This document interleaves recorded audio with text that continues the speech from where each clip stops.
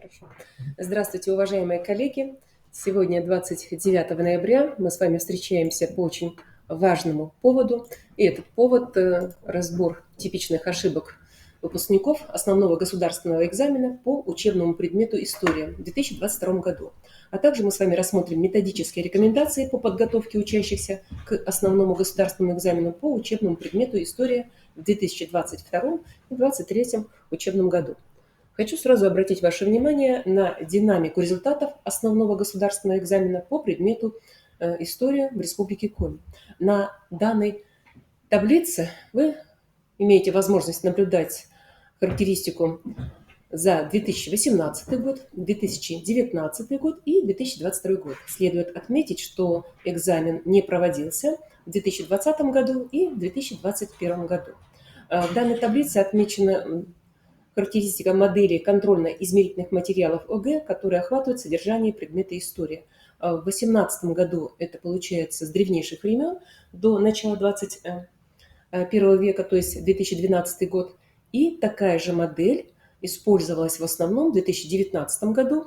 А кроме того, в 2019 году апробировалась еще одна модель. Это история с древнейших времен до 1914 года. Или, как условно мы говорим, без 20 века. Хотя вот начало 20 здесь все-таки включено.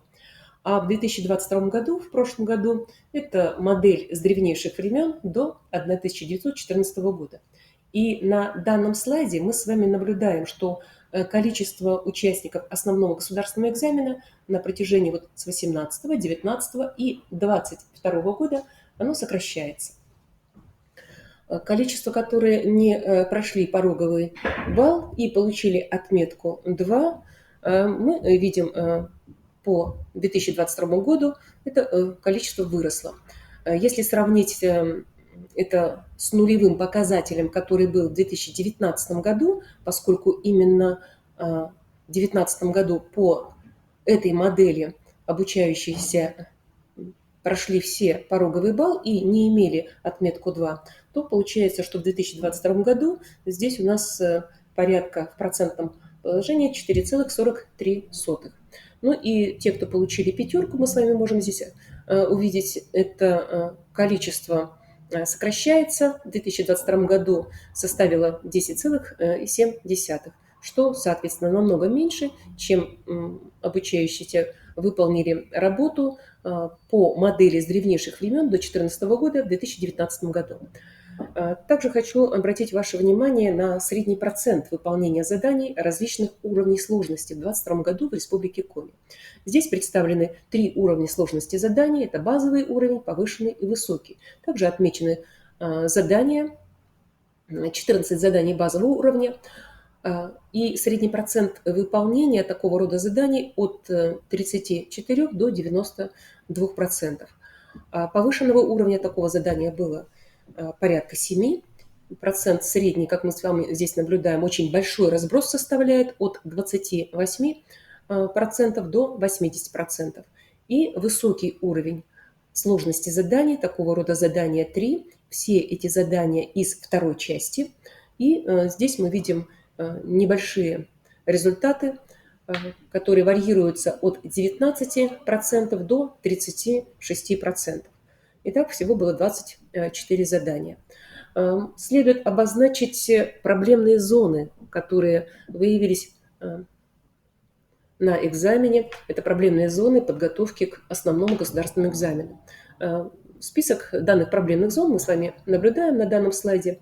В этот список входят следующие характеристики, такие как несоблюдение инструкций при выполнении задания. Учащиеся, читая задание, додумывают условия задания, не дочитывают условия задания и выполняют не то, что спрашивается. Невыполнение строгости инструкций как раз свидетельствует о неверном ответе как в первой части, так и во второй части основного государственного экзамена. Непонимание содержания самого задания, невнимание к количеству элементов задания, что свидетельствует о том, что особенно во второй части наблюдается, когда обучающиеся выполняют из 3 элементов, требуемых по вопросу, 1 или 2 элемента.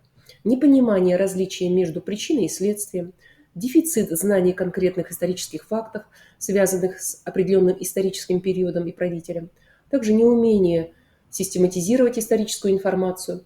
Кроме того, затруднения вызвали задания на сравнение исторических событий и явлений. Ну и также затруднения вызывают такого рода задания, как задание работы с историческим источником, в атрибуции данного источника, на умение провести логический анализ структуры исторического документа. Хотелось бы обратить ваше внимание на то, что изменения в контрольно-измерительных материалах ОГЭ в 2023 году не будет относительно, если мы сравниваем с КИМом 2022 года. По-прежнему мы с вами наблюдаем количество заданий, содержательная характеристика заданий, она может варьироваться, а принципы построения заданий и требования, они сохранились прежние. Шкала перевода суммарного первичного балла за выполнение также остается прежней. Давайте обратим внимание на демонстрационный вариант структуры контрольно-измерительных материалов ОГЭ по истории. Здесь мы видим распределение заданий, экзаменационной работы по проверяемым результатам освоения основной образовательной программы, основного общего образования. 24 задания. Часть первая, как отмечено, она составляет 17 заданий с кратким ответом. Часть вторая – это 7 заданий с развернутым ответом. По количеству заданий и по требованиям, которые предъявляются к заданиям, на данной схеме мы с вами видим, что максимальное количество заданий, 10 заданий, это задания на использование данных различных исторических и современных источников, это умение во время ответа на вопросы решать различные учебные задачи, это задания на сравнение свидетельств разных источников. Это могут быть исторические тексты, схемы, иллюстративный материал, а также статистический материал. Также следует отметить, что в этом перечне 17-е задание – это задание по всеобщей истории. Далее обращу ваше внимание, 4 задания на знание основных дат, этапов, ключевых событий истории, а также выдающихся отечественных деятелей истории и всеобщей истории, культуры и прочее. Следует также отметить, что здесь 2 задания, это 15 и 16 данные задания по всеобщей истории. 3 задания – это работа с исторической картой, 2 задания на объяснение смысла изученных исторических понятий и терминов, и далее по одному заданию. Это задание на выявление общности и различия сравниваемых исторических событий и явлений, на определение последовательности и длительности важнейших событий отечественной и всеобщей истории, задание на соотношение общих исторических процессов и отдельных фактов, на умение группировать исторические явления и события по заданному признаку и задание на причинно-следственные связи. Давайте рассмотрим, как выпускники 2022 года справлялись с такого рода заданием в процентном изложении. Здесь я предлагаю обратить внимание на результат выполнения каждого задания. Первое задание – это задание базового уровня, двухбалльное задание. Результат выполнения такого задания в прошлом году составил 71,96%. Данное задание обычно решается нашими выпускниками при условии, если они владеют знаниями и понимают, каким образом необходимо привести соответствие между событиями и годами. Данное задание не является сложным в силу того, что временной промежуток между предлагаемыми событиями достаточно большой, и поэтому выполнить данное задание обычно не составляет большого труда. Проверяемые виды работы с историческим материалом по данному заданию – это прежде всего знание. Это знаниевое задание. Здесь необходимо владеть материалом хронологии, а также ключевых событий истории. Хочу обратить ваше внимание на второе задание. Это задание за номером 4, задание базового уровня, тоже на знание хронологии. Задание, результат выполнения несколько хуже, чем предыдущее первое задание. В 2022 году данный результат выполнения составил 61,62%. При выполнении данного задания необходимо четко понимать, что требуется 2 ответа, и вариации ответов здесь как раз представлены на данном слайде. Для правильного выполнения данного задания необходимо грамотно прочитать требуемые условия, то есть что требуется в данном задании. Наличие конкретных двух городов именно с республиканской формой правления, не иной другой. Не додумывать данные задания предлагается прежде всего для выпускников, которые, к сожалению, переиначивают формулировку и поэтому пишут неверные ответы. Задание второе на умение определить последовательность, длительность важнейших событий истории. Это однобальное задание и, к сожалению, вызывает огромные затруднения у наших выпускников. Можно обратить внимание на результат выполнения данного задания, который составил почти 50%, то есть 49,82%. Данное задание повышенного уровня сложности, и здесь нужно четко определить хронологическую последовательность предлагаемых исторических событий. И часто у учащихся это вызывает затруднения, очевидно, связано с тем, что разница во времени между этими историческими событиями, она небольшая. Поэтому здесь данное задание, хоть оно и уменьевое задание, да, на умение определить данную последовательность, но без знания исторических фактов и хронологии выполнить данное задание все-таки для наших выпускников будет очень и очень затруднительно. Далее я обращаю внимание на 3 задания, связанных между собой. Это задание 15, 16 и 17. Данные задания по истории зарубежных стран, то есть по всеобщей истории. Это задание базового уровня сложности, но процент выполнения данных заданий, несмотря на их взаимосвязь, он очень сильно расходится.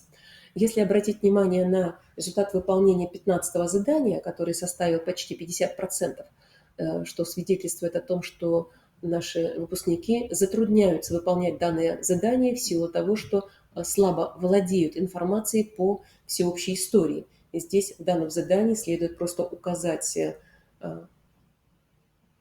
участникам какого события было конкретное историческое лицо зарубежной истории. То есть все-таки задание знаниевое. Задание 16 тоже на знание конкретных событий, исторических процессов. Но тем не менее наши выпускники 2022 года неплохо справились с данного рода заданием, и результат выполнения составил 70,85. Данное задание, оно требует однозначного ответа, выбор ответа из предлагаемых исторических событий в условиях задания. Задание номер 17 – это задание уменьевое, оно проверяет умение учащихся. Необходимо ознакомиться с историческим фрагментом источника и, используя данные этого источника, необходимо ответить на данный вопрос, который здесь представлен. Вопрос выяснить, какое событие, процесс непосредственно имеет отношение в данный исторический источник. И, соответственно, в самом тексте данного исторического источника необходимо найти слова-маркеры, которые подсказывают верный ответ. Данные слова-маркеры несложно обнаружить в тексте самого задания. Хочу обратить ваше внимание на те типичные ошибки, которые проявляются у наших выпускников, особенно по 2022 году. Что наши ученики здесь не умеют делать? То есть, во-первых, это неверная синхронизация событий и эпохи. Это смешение событий, близких по времени, но относящихся к разным направлениям внешней или внутренней политики или разным хронологическим периодам. Неверная атрибуция события, отнесение события к другому историческому периоду – все это свидетельствует о том, что наши обучающиеся не знают конкретного события или конкретных событий, хронологии, а также не умеют проводить атрибуцию исторического источника. Здесь мною представлен список из 6 заданий. Это 1, 2, 4, а также 3 заданий, 15, 16 и 17. Методические рекомендации по этим заданиям будут следующие. Необходимо преподавателям осуществить переход от заучивания по схеме события дата к систематизации исторического материала по заданному критерию. И также продолжать в обязательном порядке осуществлять составление синхронистических таблиц, схем с привязкой именно к конкретному времени правления конкретного главы государства. И таким образом данного типа задания не вызовут затруднения у наших выпускников. Задание номер 3 и задание номер 5. Эти два задания базового уровня сложности. Здесь представлен результат выполнения каждого из этих заданий на период 2022 года. Мы видим, что он разнится. Задание номер 3 и задание номер 5, они связаны с пониманием исторических понятий и терминов. В задании номер 3 необходимо указать этот термин, прописать его словами, и писать следует правильно, без ошибок. А в задании номер 5 необходимо исключить тот термин, который не имеет отношения к приведенному перечню. То есть обязательно требуется грамотно прочитать инструкцию к заданию и, соответственно, дать ответ. Если в третьем задании здесь необходимо по признакам определить, о каком термине идет речь, то во втором, в пятом задании, то есть это второе из этого списка задания, здесь необходимо четко понимать, как взаимосвязаны между собой определенные задания и какое здесь выбивается из данного списка, то есть не имеет отношения общих признаков. Задание третье. Результат прошлого года составил выполнение 37,64, а задание пятое 59,41. Все-таки задание привести исключающий термин, они выполняются несколько лучше, чем задания, где требуется написать. И чаще всего наши выпускники обнаруживают неспособность грамотно написать необходимый термин и допускают огромное количество ошибок в формулировке термина.